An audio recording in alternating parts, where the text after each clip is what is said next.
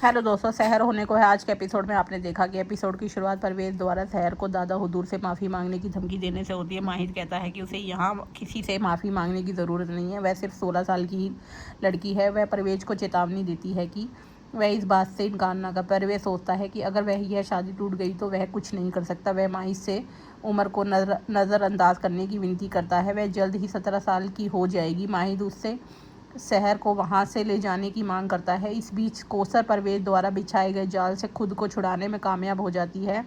बाद में हुस्ना नाजिमा से कहती है कि हम जीत गए। माहिर शहर को बैंक पासबुक और चेक देता है। यह कहता है कि उसने शादी के समय उसके लिए यह खाता खोला था। वह इस 30 लाख रुपए से अपना नया जीवन शुरू कर सकती है। वह इस्लामी नियमों के अनुसार उसे तलाक दे रहा है। शहर चेक फाड़ देती है और उससे कहती है कि वह जानती है कि किसी के उससे कहती है, वह चेक फाड़ देती है और उससे कहती है कि वह जानती है कि किसी के सहारे के बिना अपना नया जीवन कैसे शुरू करना है। पर वह सभी से शहर को वापस अपनाने का अनुरोध करता है। शहर वहाँ से चली जाती है। शहर का दुपट्टा पौधे के कांटे में फंस जाता है। वह उसे खींचकर चली जाती है। माहिर दुपट्टा उठाकर पकड़ लेता है। इस बीच शहर पिंजरे में बंद मुर्गी को छोड़ देती है। परवेज उस पर हमला करने के लिए उसका पीछा कर रहा होता है। वह सोचता है कि आज वह उसे नहीं छोड़ेगा। शहर और माहिर के साथ उसके वैवाहिक संबंध को ख़त्म कर देगा। वह उस पर चाकू फेंकता है। कौसर उसे रोकती है। वह शहर की रक्षा के लिए उसके सामने खड़ी हो जाती है। वह उससे कहती है कि वह एक माँ है, वह अपनी बेटी की रक्षा के लिए कुछ भी करेगी। वह चाकू उसे दे देती है। वह सबके सामने उस पर हमला करने के लिए कहती है। वह उसका सामना करने के लिए तैयार हो जाती है। परवेज उसे घर वापस जाने के लिए कहता है। वह उन्हें सबक सिखाएगा। कौसर कहती है कि यह उसका घर नहीं है, यह उनके लिए नरक है। वह उससे सारी रिश्ते तोड़ देती है। वह उससे अपने जीवन से दूर रहने की मांग करती है। वह अपनी बेटी को उसके जीवन से दूर ले जाएगी। अमल सोचती कि फरीद उसकी फेवरेट नूडल्स बना रही है, लेकिन उसे पसंद नहीं है। वह अपने पिता से कैसे दूर रहेगी। उसे फरीद पर तरस आता है। वह बचपन की चीज़ों को देखकर उससे जुड़ी यादें ताज़ा करने की कोशिश करती है। उसे उसमें ताबीज़ नज़र आता है।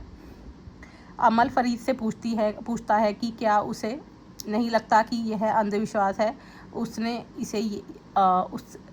इसे यहाँ कैसे रखा। फरीद उससे कहता है कि वह इस बारे में सोचना बंद करे। अमल उससे इसका कारण बताने को कहती है। फरीद झूठ बोलता है कि अमल बीमार थी और दवा का उस पर कोई असर नहीं हो रहा था।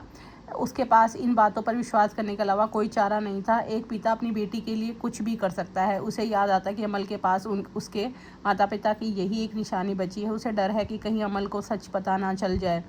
वह बात बदल देता है। शहर कौसर से पूछती है कि वह कहाँ जाएगी। फरीद भी उनकी मदद नहीं करेगा। कौसर कहती है कि वह इस मामले को संभाल लेगी। बाद में माही शहर का सामान इकट्ठा कर रहा होता है। दादा हुजूर उससे सवाल करते हैं। वे उससे कहते हैं कि यह छोटी सी बात है, उसे इस बात पर शहर को तलाक नहीं देना चाहिए। माहिर कहता है कि यह पाप है, वह इसे कैसे नज़रअंदाज कर सकता है। दादा हुजूर कहते हैं कि शहर एक अच्छी बच्ची है, वह उनके लिए एकदम सही है, इसलिए उन्होंने उसे चुना है।